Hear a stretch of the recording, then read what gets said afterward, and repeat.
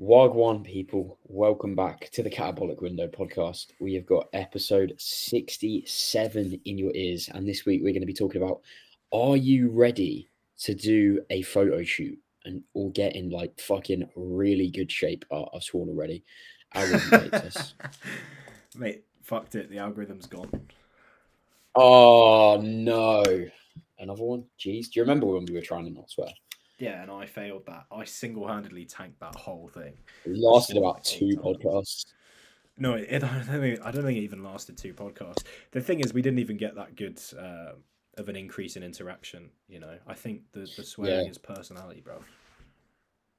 Yeah, you know? Swearing is my personality trait. To be fair, our personality is moving metal around, eating some protein, and swearing. Pretty much. I think Star Wars memes are at least 20% of my personality now. I love that my feed is full of them. It's so much better than bodybuilding. It is.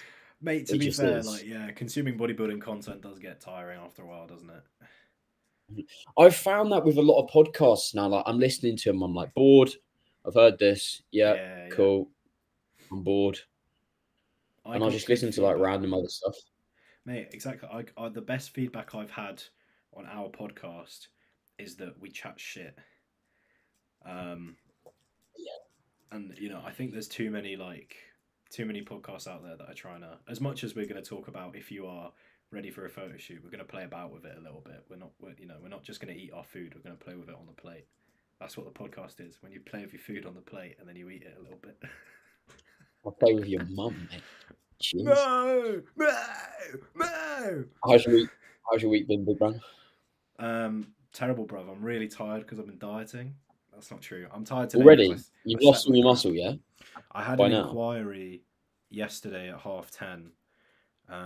Suboptimal timing, but I was like, you know what, screw it. Shout out, Dan. Thanks for coming on board. And then I just couldn't get to sleep because I was so excited. It was like Christmas. No, I just couldn't sleep. I was thinking about like the training plan, so I did make some notes. I literally stayed up and made some notes, and I've kind of slept like shit. So it is what it is. But I'm like 2 days into dieting, but that's not why I'm tired. I just slept like shit. Nice. How about you, mate? How's your week been? Bruv, I hate revision so much. Oh, mate, that is dead. I don't miss that. I've got end of year exams, not next week, the week after. I've got 3 in the first week, and then I've got 2 more spread over like 3 weeks. I'm like, why have you done this? Why have you done this? Horrendous. And then all of the tutors are like, yeah, could we get like a mark scheme for the paper that you've given us? No, because then you know what to do. Sound. Cheers. Fuck off. Yeah, like, you're allowed to somewhat know what to do, but not all of it, apparently. Fucking hell, man. Yeah. Okay, let me just practice and just get worse then, because I don't know if I'm doing it right. Yeah, exactly. Perfect. What's the point of studying? What is the actual point of you studying if they're not going to tell you if you've got it right or wrong? Like, what? Fuck knows, man. Russell Group universities be like, nah, we're not telling you the answers. Yeah, mate, they're too prim and proper. You need those polys or whatever the fuck they're called. Polytechnics or whatever. What are they called? The universities. I got no idea. The non-red brick universities, the ones that like always have 2 names. Like there's Nottingham, which is like the Russell Group, and then you got Nottingham Trent, which is the non-Russell Group. Oh, right, the shit one. Do you know what I find fascinating? When you've got that pen in your hand, and when it goes to the side of your body, it's then blurry. Yeah. Mate, that's jokes. I don't know what it is, but like I've been focused so much. Maybe I'm just like very autistic. When I've got this pen in hand, bro, the thoughts flow from my little brain. Don't know what it is. But if I drop the pen, don't know what to say. I need my pen. I forget. I pick it up and I'll be like, I'll do it on calls and I'll be like, I'm gonna play with this pen. But obviously, I'm trying to like keep it out of frame or like kind of like have it here or whatever, so people don't see it. But then I'll get excited about what I'm talking about and start poking at the person with a pen. And then I'm like, I catch myself doing it. Be like, what am I doing? You need to work on your arm training, bro. What are you doing? like a puppet, bro. Like fucking old puppets out. Yeah, literally, mate. They'll see me like talking to them and ask me about their training and then typing it up, and then they're like, why have you got a pen? I'm just so quirky, bruv. Mate, I haven't used a pen in ages. I found, to an extent, like writing, like scribbling notes down has been really good. There's 2 times that I do this, right? If you're a coach listening, this might save your ass a little bit. If you've got a really big check-in, scribble down some notes in front of you about what they've said so you can address it. Particularly if you've ever got to like the end of a check-in and they've just given you a block of text, just quickly write some notes down, like bullet point what they've said. It makes things so much easier, right? As well, if you're on a consultation call and someone mentions something really, really important, like, oh yeah, by the way, I've had like chronic knee pain for the past like 24 years, just quickly scribble that down, because you don't want to be the weirdo that like gets their little fingers all close to the camera and starts typing like this and they can hear it like click clack. Now don't be that guy. No, my fingers are literally on the thing now. And you can't This is see. me typing, bro. What do you mean? That's where the keyboard is. Okay, makes sense. I just use notes for both of that. It's way easier. To be fair, like, I think the reason that I've gone back to writing shit is because I've got so many electronic notes that it's just meaningless now because I don't look through them because I've got so many. Dude, I've got 500 Apple Notes. Yeah, that can be. I'd stop using Apple Notes for that because I'd have so many notes. I'd be like, this is now a pain in the ass. I like this because you just turn to a blank page and you just like draw a cock or whatever you're trying to remember, and then you can just like do whatever. This is an old dead logbook. I killed it. Like I accidentally broke it. There you go. Love. Yeah. Dead logbook. Yeah, I find that happens because you're like pressing the pen on one side of the page, aren't you? And then it like slowly rips it. Mate, I keep walking on them. Great. I'll leave it on the floor. We're 7 minutes into the podcast. This is the shit people love. This is what people love. This is prime Lactic Archer content. Do you know what I discovered today, mate? I can hear an ice cream. Yeah, they always fucking come around here at this time, dickheads. Do you mind? I'm recording a podcast. That's so bad. That's so loud. That's getting clipped. Yeah. Write that down. Write that down. Do you know what I found out today, right? What? When you download something onto your laptop and then save it like into a thing, it doesn't move the thing that you've downloaded. It makes a new version of it. So I've spent today deleting about fucking 5,000 files that I've got on my laptop for the last 4 years because I was editing a video and it was like, oh, you don't have any space. I'm like, oh, sound great. Fucking perfect. Just what I wanted. Yeah, mate, the running out of space issue is like chronic for coaches, I feel. I pay Google, to be fair, not that much money, but I do pay Google some money to go and get my fucking Google Drive bigger because it's just full of shit. It's full of shit, man. What have you got on there? I keep all my client progress shots on there while they're clients. Then if they leave, I delete them because GDPR and all that. But because I swapped phones, right, and my WhatsApp didn't carry across, so I lost a whole bunch of like starting images from people, and I was kicking myself. Yeah, that's jail. I've got most of them, but I haven't got all of them, and I factory reset my phone, so a few of them are lost. So now I'm like, right, I'm not going to rely on my phone storage. Like, I'm going to use Google Drive because I've got like a couple terabytes on there. So let's just fucking fill it up. And training clips as well. Yeah, the other day I literally deleted like 15 gig of like clients training footage that's stored on my phone. Yeah. I'm like, why do I have to? Like, for fuck's sake. Mate, literally, I do that every day because I'll go through like my camera roll because I'll take a picture of King and I'll go to show someone, and then it's like the first 50 things in my feed is like someone's entire leg day. It's just every day I'm like, right, delete this. I make a good point out of deleting progress shots. As soon as I see them like land and I've done the check-in, I delete them off my phone because people get weird about that. But training footage I'm a little bit slow on. I still need to do that. I think I've got. What do you mean? As in like you download it to look at it? Well, it's not in WhatsApp. It's not in my camera roll. It's still like in the app. I've got WhatsApp set to automatically download. Why? Because it's just quicker, bruv. Because otherwise, it comes up blurry, and then you tap the button, and it goes into your camera roll anyway. What's the point? What is the point? It doesn't. You can change that. Yes, it does, bro. Oh my god! Right? Okay. Yeah. Fuck's sake. Can we start the topic now? All right. Yeah. How to photoshoot. Get a camera, get lean, snappy, cha-ching, and that's how you do a photo shoot. Mate, that's it. Cheers for listening. Pay us like 2K for that, jeez. I know, right? So I mean, okay, starting off, right? We'll pose the question to each other. So, give me two things. We'll go for two at the start, right? Two things that you would say. I'm a client. I say, Luke, I want coaching. I want to be prepped for a photo shoot. You know nothing about me. What two things do you think I should know, or what two things would you ask me? What's some preconditions before we even begin? Number one, Yep. come to me 6 months ago, please. Number two, how much gear can you take? Perfect. Oh, mate, that's like was it Henry? One serious, one bullshit. Was it Henry where we were talking to him? We were talking about someone had like an 8-week bulking coaching, and we were talking to him about it, and he was like, "Yeah, I guess depends how much gear they buy, doesn't it?" Yeah. We were like, "That sounds shit," and he was like, "Oh, it depends how much money they have." Okay, so touching on the first point, right? Coming to you 6 months ago. So why would you want them to come to you 6 months before they're planning on beginning the photo shoot prep? Because as you say, like, and I'm sure you get this all the time with people giving you a little bit of information, like, this is my weight, this is my training plan, this is how many calories I'm eating. Do you think this is going to work to help me get down 10 kilos? I'm like, I don't fucking know. Try it. See? Yeah. Like, we're not magic, all-knowing wizards, and as great as our client starter fucking questionnaires are, there's still shit that we find out 3 weeks later that we're like, oh yeah, that would have been great to know at the start.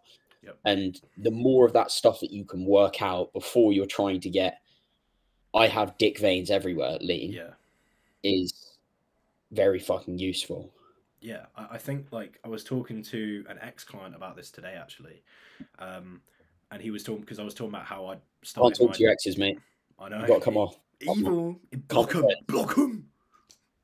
You're not Team Archer anymore, bro. You're blocked. I bet some coaches do that. They're like, oh, fuck. Oh, mate, they definitely. I feel like I've heard some fucking stories about that. People getting blocked. Oh, I left my coach and he blocked me and my missus and my mum on Instagram. I bet someone fucking does that. Jack Piad, if you're listening, fuck off. You probably do that. Hey, Jack Piad. He's the guy. Is that the nonsense? He did the nude check-ins with the girls. He followed me like a few months back. I immediately blocked him. I was going to put a post on and tag him and say fuck off, but I was like, I just can't be asked to start any beef again. I'm just going to block him.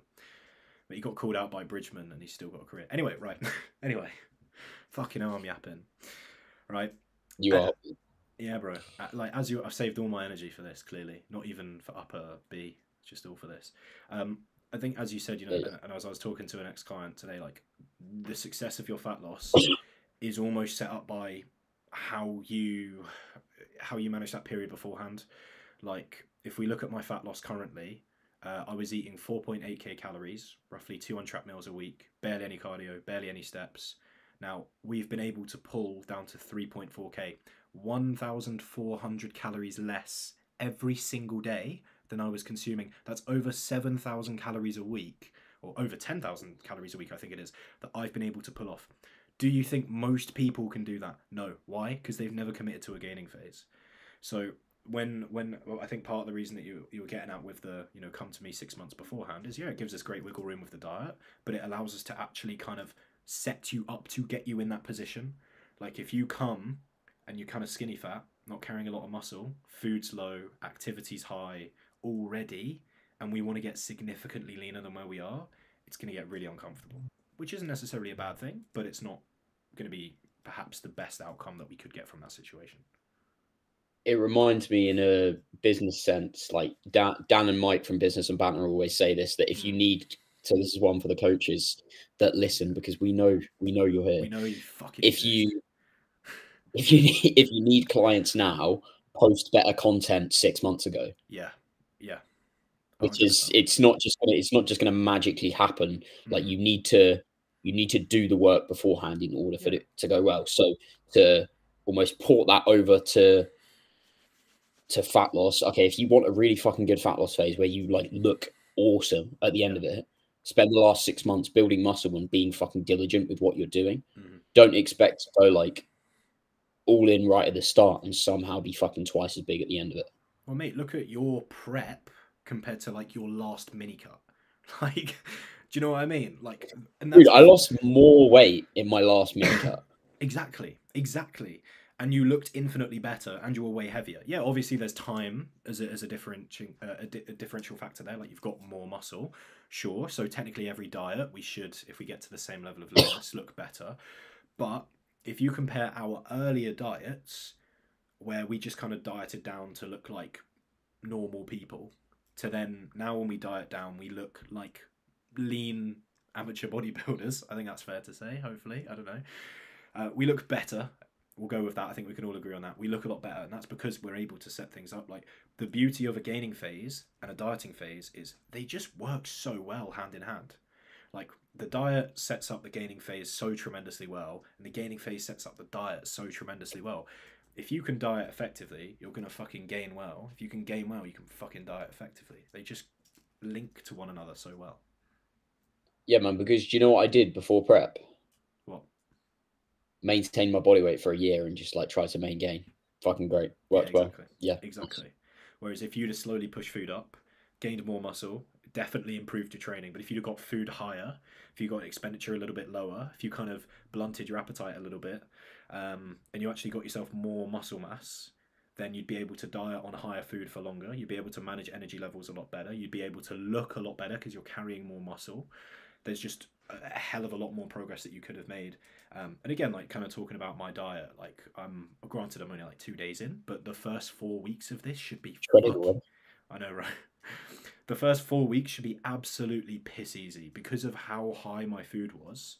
Because yeah, I've got a decent amount to shift, but like I mean, food was so damn high that we could easily run it down to like 3,000 and chuck in just an average amount of cardio and steps, and that difference in energy is huge, absolutely drastic. And same thing for you. If you wanted to mini cut for whatever reason, even though you're already too lean and you need to eat a cheesecake, right? Yeah. Right. What's your food at right now? 3.6. Yeah. So you could easily pull down to if we pulled out 1,000 calories every single day, you're still at 2.6. You're still at a good amount of food, and you could easily double up on the amount of cardio you're doing if you're doing any cardio at all. And you could easily probably bump up the steps a little bit, like, and you could drastically lose over those few weeks. Whereas if we were sat here on 2,000 calories, you know, not looking too well, never having pushed food up, yeah, it's not going to be a fun diet.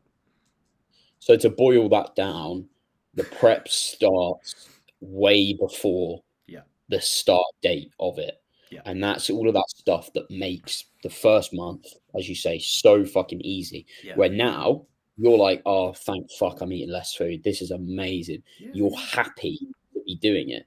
If you start day one and you're already thinking, this is fucking awful, I need a cheat meal, I'm bored, I don't want to do this cardio, like you're not going to get in shape because you're not, you just don't want to do it. And that's fine, but you don't need to force yourself to do it.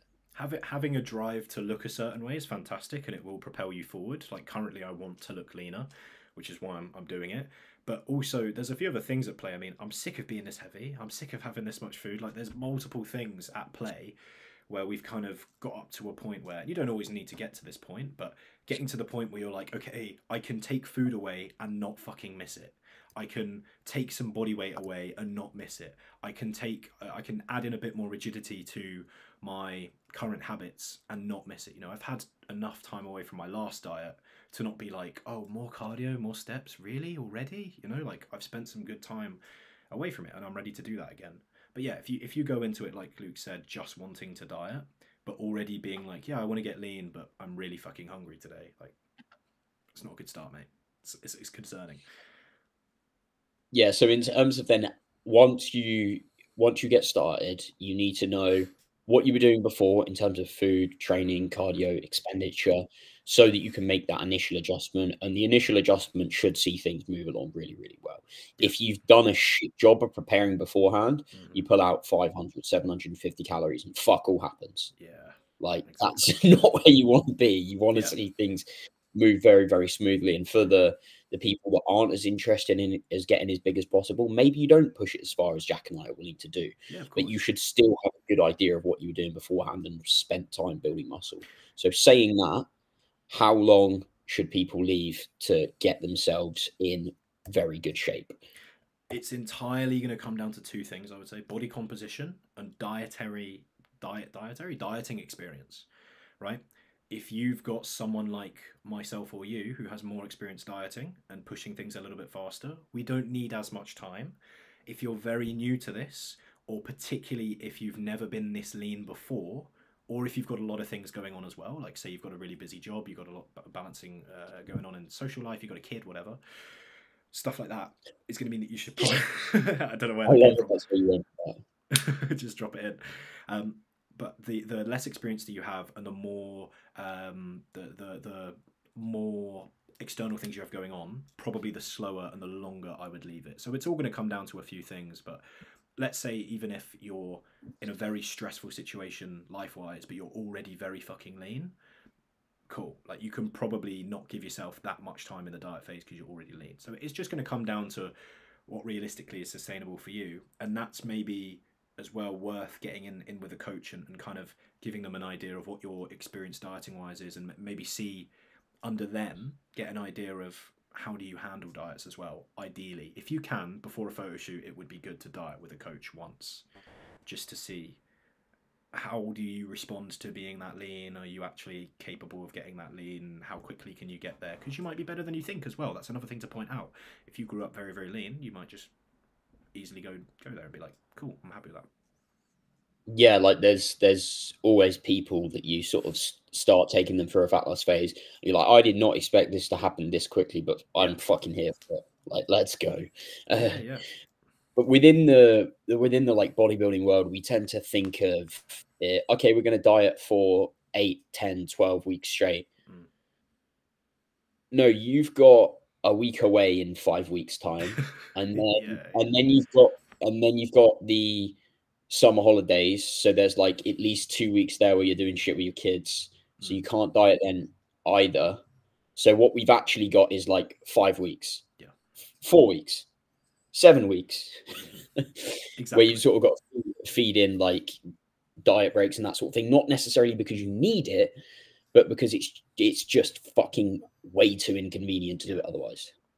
Yeah, that's a really good point as well. You need to bear in mind as well. Again, this is going to come down to experience and stress and stuff like the previous shit that I babbled on about.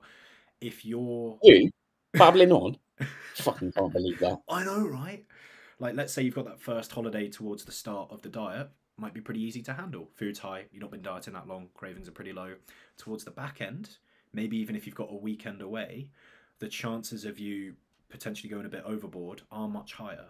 So you kind of almost need to build in maybe a little bit of grace period to go, okay, well, I'm going away on the weekend. If I do fuck it, if you do end up kind of messing it up, maybe we'll have a couple days after to allow for that. You don't want to expect to come back from that holiday magically the same body weight or magically lighter. It's better to almost have a more pessimistic timeline and add on a few more weeks, and then you can always just maintain body weight once you've got to the point where you want to be. Then bank on magically being peeled and having to absolutely push yourself in the dirt to get anywhere. Yeah, it's never where you want to be. So if we were to give general recommendations, Mm-hmm. okay, give yourself more time than you think, Yep. because you're always going to have shit come up.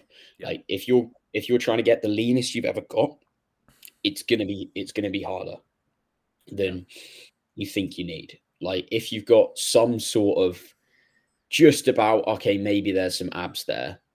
Like depending on, I think a better way to do it would be rate of loss rather than time, because then if you Sure. know rate of loss, you can inform how long Sure. you need. So you could probably start out at like 1% body weight per week. Yeah. And then as you get leaner, as you have less to lose, pull that down a little bit in terms of the total amount that you're trying to lose, because it's going to be fucking harder. Yeah. I'm not usually a fan of body fat percentage estimates or body fat percentage in general, but if you've never dieted to that degree, going to an experienced coach or using some calipers and getting a rough idea of potentially the ballpark body fat is in, again, not my favorite metric, but it can be useful. And then comparing that to perhaps where you'd like to be is a good way of doing things, right? So let's say that you're 20% roughly and you want to get to 10% roughly. Okay, if you're 100 kilos, we know we're probably dropping 10 kilo. Let's be pessimistic and call it 12 to 15, somewhere in that, and then build a timeline off of that.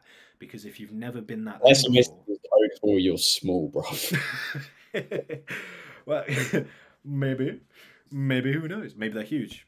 Maybe they're done at like 98, bro. Who knows? But anyway, you know, when you're sitting at 100 kilos or whatever, and you're 20%, it's like, okay, well, do I have to go to 90, 95, 80, 70, 60? Like, how much do I have to lose here? So using, again, with a bit of experience and a couple asterisks attached, using body fat percentage isn't a bad way to kind of add a little bit on and then roughly give yourself a timeline based on that. Like, if you're 100 kilo and you're 20% body fat and you want to get to the point where your abs are out on display with veins, and your plan is to drop 5 kilo, you're off. You're way off. You're gonna have to lose a lot more, and aim to lose more and get lighter. Like we said, be pessimistic, because then it just gives you time to potentially do some peaking, hold body weight, maybe get a little bit leaner than intended. Also, just clear up some fatigue, reintroduce untracked meals, whatever you want to do. Just ease off a little bit and relax, and that way the work is done and you can just wait. Do you know what body fat metric I use? What? You're gonna love this. Yeah. Fat cunt, decent condition. Holy shit, how are you this lean all the time? What do you use that? You use that with clients? You'd be like, rate your condition. Just mentally, like, I'm like, okay, yeah, like we need to pull off at least 10 kilos here. Yeah. Yeah, I think and then yeah, I mean, it depends on like what the person's trying to do. But ideally for a photo shoot prep, you'd want them going in like kind of like a normal prep where there's not too much to pull off. Like, I don't think you'd want to pull off more than like 10 or 15% if you could avoid it in a photo shoot prep. You know? Yeah, because beyond that point, you're really starting to get into the territory where like you are just going to fuck it afterwards and just eat so much food, because you've got people around you that are like, oh my God, like you haven't eaten anything, so I want to take you out to dinner. Yeah. And then all of your mates do that, which means that you've got a week of dinner straight. And then you're like, why am I 5 kilos up this week? Yeah, exactly. You've eaten one meal that was basically the equivalent in calories of what you were eating in a day, and you're doing that every single day on top of normal food. Yeah, I think the main thing with a photo shoot prep is to treat it almost like a pseudo bodybuilding prep, and have a similar approach that bodybuilders would have, in that spend some time, even if you keep body weight the same, if you're not that interested in building a lot of muscle, even if you start an off season and end an off season at 80 kilos, but you get your food higher, brilliant. So spend some time trying to get food high and climb to whatever body weight is appropriate. Diet a little bit beforehand, maybe chill out a little bit beforehand as well, like ease off in a maintenance phase, and then diet from a lean position. If you're someone who's getting into fat loss for like the first time, and you're like, oh yeah, I want to get into, like, say you're Please like, don't do a photo shoot. Yeah, exactly. If you're like obese, I wouldn't recommend doing a photo shoot, because it's going to be a lot more hassle than it's worth.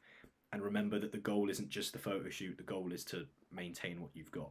And that goes for realistically like anyone, right? If you've had a particularly hefty bulk, I wouldn't recommend going into a photo shoot. So currently for me, I wouldn't go into a prep, I wouldn't go into a photo shoot. I would want a mini cut first, at least 4 weeks, because I know I can go pretty aggressive, chill out for a week or two, and then push again. I wouldn't do this all in one chunk, because it would just be too much to lose to get in photo shoot shape, which again, there isn't really a definition for, but it's usually pretty fucking lean. Okay, so say it's going well, you're already a good chunk of body weight down, but you're starting to see that training performance is tanking a bit. You're noticing hunger's coming up. Like, do you need a refeed? Do you just need to like want it badder? Like, what do you do? Again, it's going to be a little bit situation dependent, obviously. I think based off how much you've lost so far and what sort of negativity you're experiencing. So, for example, if you're saying, oh, I'm really hungry, the first question I'm usually going to ask is that hunger or is that cravings? If I put uncooked rice and raw meat in front of you, are you a little bit tempted to eat that? Unflavoured casein, are you a little bit tempted to eat that? Or are you kind of looking at your chicken and rice meal in one hand that's a decent portion and going, this would be great if it was a pizza? Because there's a big difference between those two. but also based off how much you've lost. If you've lost 1 kilo, okay, it's probably not warranted, bruv. If you've lost 10 kilo or more or whatever, then okay, sure. If we've lost a decent chunk and if we're still on target and there's a reason to, let's go for it. I think if you're Usually less than, say, halfway through of the estimate that you had, say it was 10 kilos for it to be a nice round number, say you've lost 3 kilos and you're like training performance sucks, you're so hungry all of the time, what's probably going on is that we're not managing food choices that well. And you're not recovering that well, and you're probably still training like you were when you were bulking, which is not quite the same. Now, saying that, you don't need to drastically change your training, but you just need to be more cautious of what you're doing. Don't take those fucking stupid reps. If you can, for some reason, add 2 reps in a week, just take one of them. Then you know the progression's there next week, and it takes the pressure off. But yeah, once you're like halfway through, if you're starting to drag a little bit more, having a refeed can be really, really helpful. And this is when it goes back to what we were talking about previously with knowing what the fuck you were doing prior. Because then you've got a reasonable idea of like, okay, roughly what is my maintenance calories? And then you can experiment with that. Be conservative at the first point, like a big, decent bump up in carbs, but you don't need fucking 700 grams of carbs in your first refeed. Yeah, exactly.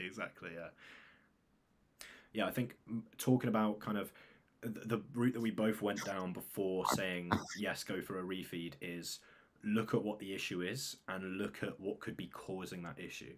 A conversation that I've had a couple times in the past few months with different dieting clients is lower calories don't necessarily cause problems.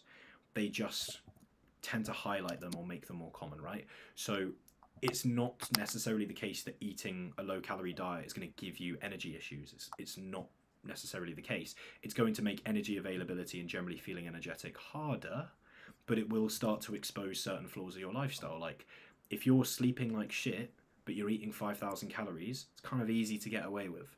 Whereas as soon as that starts to get low and your energy availability from food is low, guess what? You've now got to start to tighten up everything else to allow for that. Similar thing with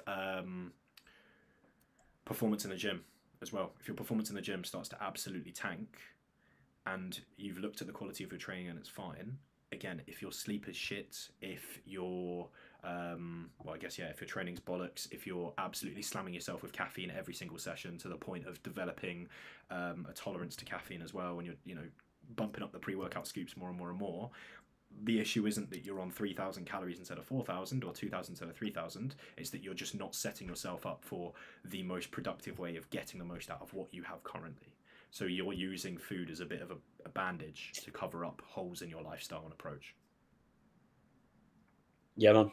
Spot on. So in terms of like roughly how much to refeed, what do you think you would say there? Like how much do people need? I would usually aim to be in probably anywhere from 0 to maybe 300 calorie surplus for that day. It depends on the person. It depends how bad things are.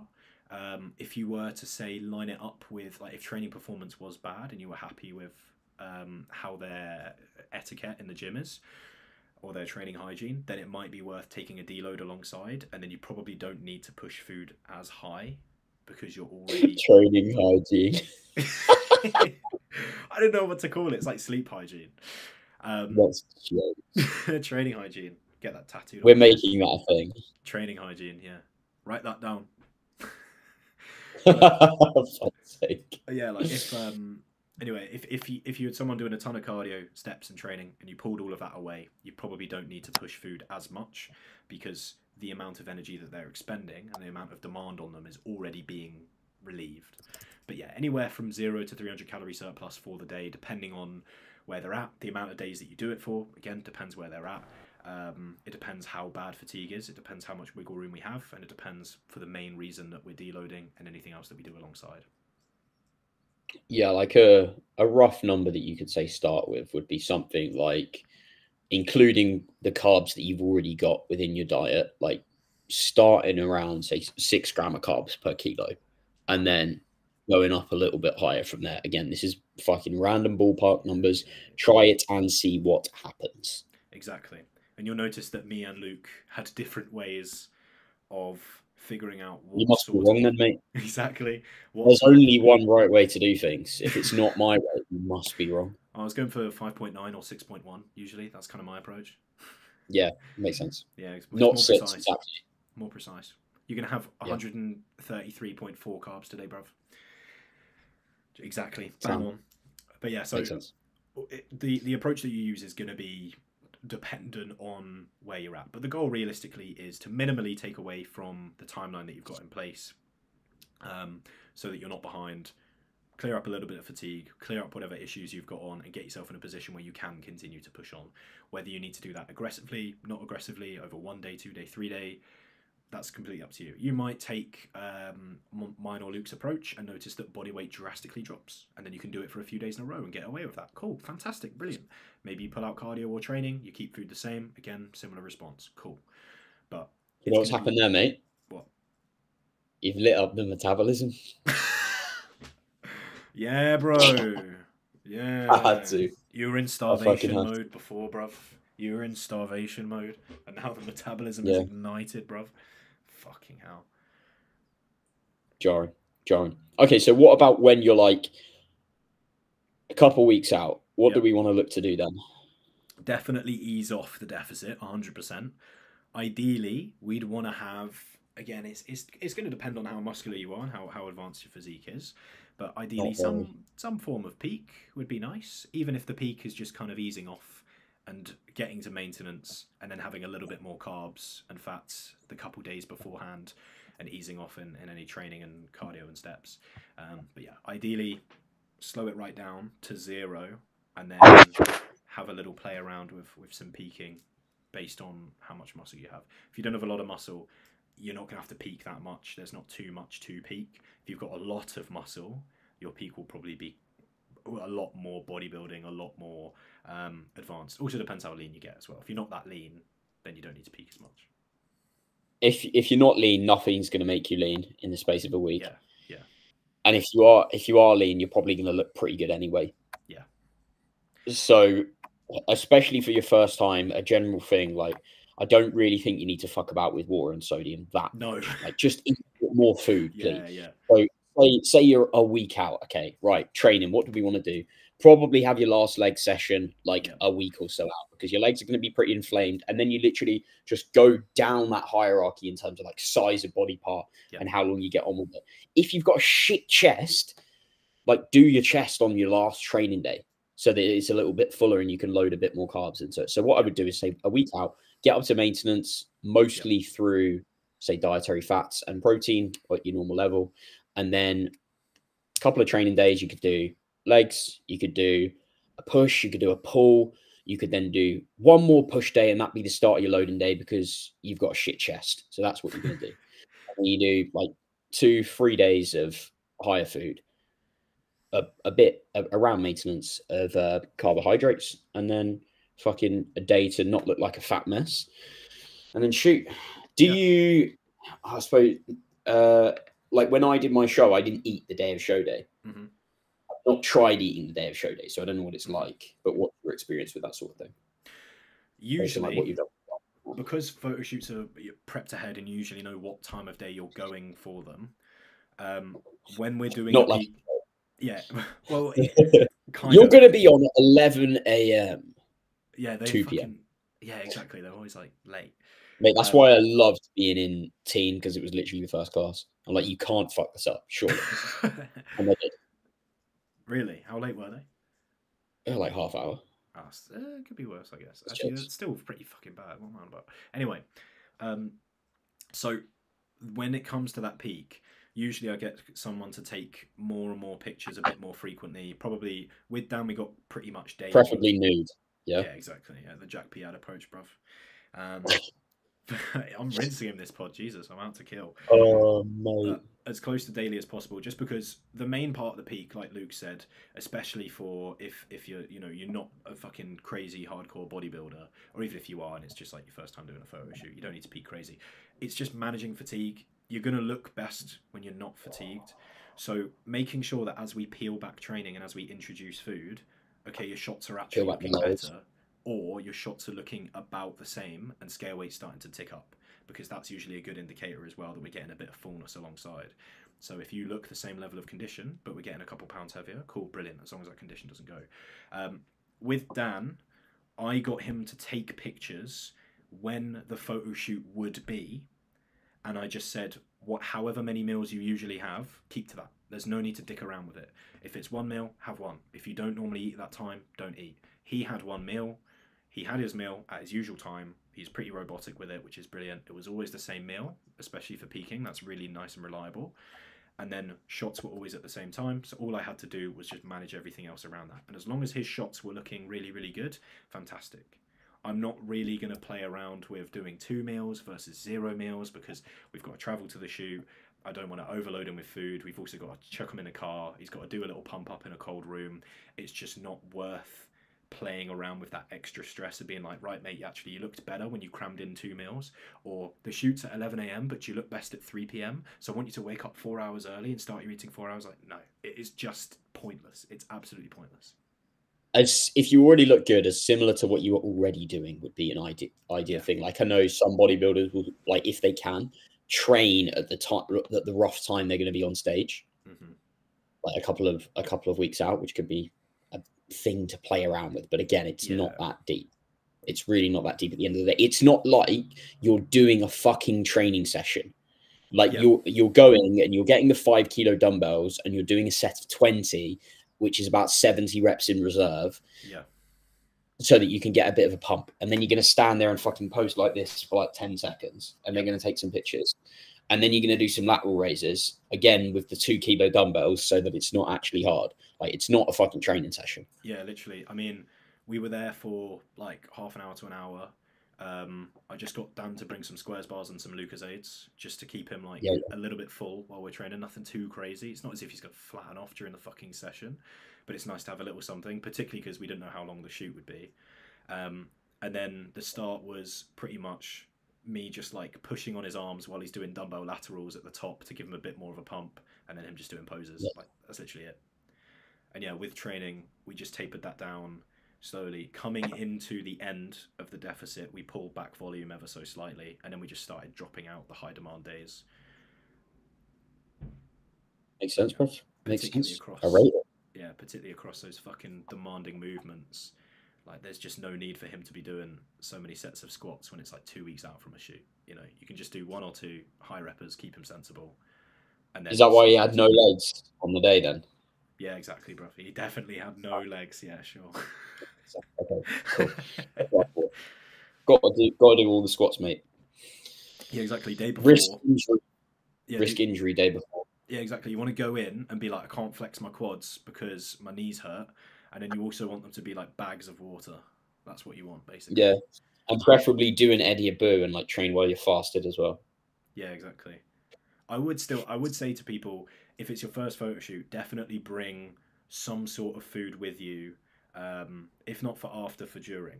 Just because you might be there for a while. The people before you might overrun. You don't know. I don't know when you're eating. I don't know how far you're traveling. But just some kind of fluids, some kind of sugary carbs, just so that you can stay, again, just that little bit full if you do happen to flatten off. And that's realistically like all you need. And maybe a couple snacks for after. But it's pretty common to go out to eat after anyway. But yeah, just bring something nice for you. I mean, you can bring rice if you want, but you don't really want to fucking like, go on, hang on, mate, spoonfuls of rice in between. Like, nah, it's not great. Drinking a Lucozade or something would be grand. Dude, that was such a segue opportunity, and you just like rambled it. Oh shit. Yeah. Segue. Forget the last minute of the podcast. Okay. Going out for food afterwards is very fucking common. And if you've got a good, oh mate, we didn't touch on tanning. Fuck. Right. That's fine. If you want help with tan, DM us. We'll do it personally. We'll do it personally. Exactly. Okay. Yeah. Right, super quick one on tanning. If you are gonna do sunbeds, start them fucking ages out. If you're gonna shave, do it fucking ages out. Yeah. Exfoliate your skin. Fucking start that thingy. Don't get waxed if you've never been waxed before, because you're gonna fuck the skin. Go to the local spray tan place that you've got and ask them to get the darkest possible fucking tan that they do. And they're going to go, "Are you sure?" And you're going to go, "Yes." Yes. Okay. If you live somewhere that's even a little bit populated or near somewhere a little bit populated, as long as you're not out in the Unless you're in countryside. Essex, then don't get the darkest one. But if, like, I mean, where I live isn't like the craziest, but it's somewhat near London, and I went up with Dan to like go get the tan with him, because I'm such a good coach. Did you watch? Did he have a sock on? No, he didn't. He was in boxers because it's a photo shoot. Oh, I thought you were going to say he was naked. That was jokes. Fully nude, bruv. That's the real client experience. Do that. I'm like, what the fuck? Yeah, I know, that's weird. If he was going to do that, I probably wouldn't go with him, because I'd be like, if you're confident enough to do that, you don't need to be there for moral support, mate. Anyway, we did say on the booking like what we're doing it for, and they were like, oh yeah, you know, either they've had someone in or they understand the concept of what it is.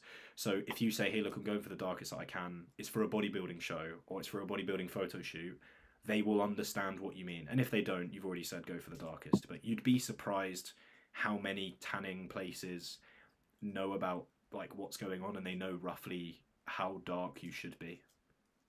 Yeah, and if you can't find anywhere, go on to the Compact website and they will literally be able to tell you everything that you possibly need to know about applying it yourself and getting a self one, because that's also not that cool.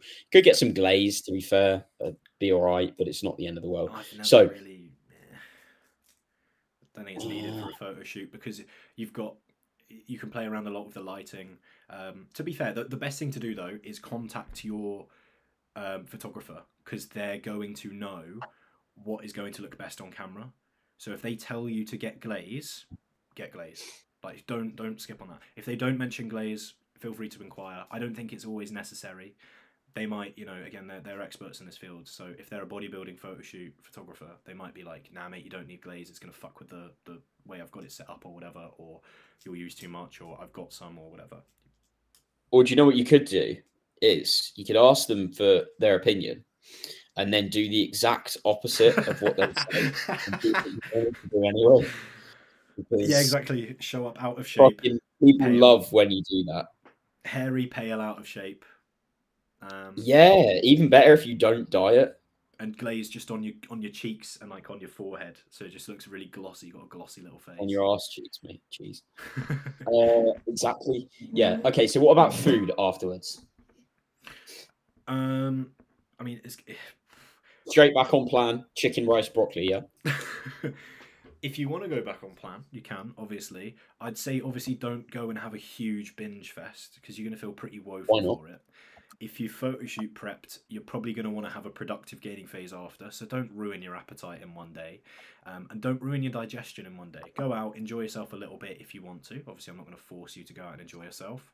And then, yeah, I think that's really what you should do. Just go out and enjoy yourself. Ideally, go in a social situation, so you're less likely to be an absolute bellend. Don't just go home and order Deliveroo, because you know you will order a lot, because no one is there to see you scream. Yeah. And why did you stop talking? That's it. That's all I have to say. Okay, cool. Ideally as well, don't fucking make a list of all of the shit that you want to eat afterwards, because you will eat it all. Yeah. So make a list of the social shit that you want to do with the people that you care about. Don't fucking write down, okay, I need a Domino's, I need 2 Krispy Kremes, and then if they don't have the exact flavors I want, then I have to get 7. And then I need to go to another pizza place that's not Domino's, and then I need a burger, because I haven't had a burger for a while. And then I probably need like something sweet again. So maybe like one of those dessert places. And this is all in the space of a weekend. No wonder you're going to be fat. Don't do that. And bonus points if you don't fucking fire your coach the second it's finished. Yeah, that's a big one. Managing post, like there is a post show blues that you might get a little bit post photo shoot prep. Everything you've been doing is leading up to this point, and now it's kind of just gone. Can feel like an anticlimax. And now you're lean, you're hungry, you've got no direct goal in front of you. You're lean, you're hungry, there's no immediate goal in front of you. And so it is very, very easy to lose your footing. And this is where people fucking struggle. So talk to your coach, keep up with the check-in frequency. and just communicate with them. Be as open and honest as you can about your eating habits. You're probably going to overeat, and that's okay, especially if you got very lean. You're almost certainly going to overeat, and that's okay. Talk to them, communicate with them, let them know how you're feeling about what you're eating, and all that good shit.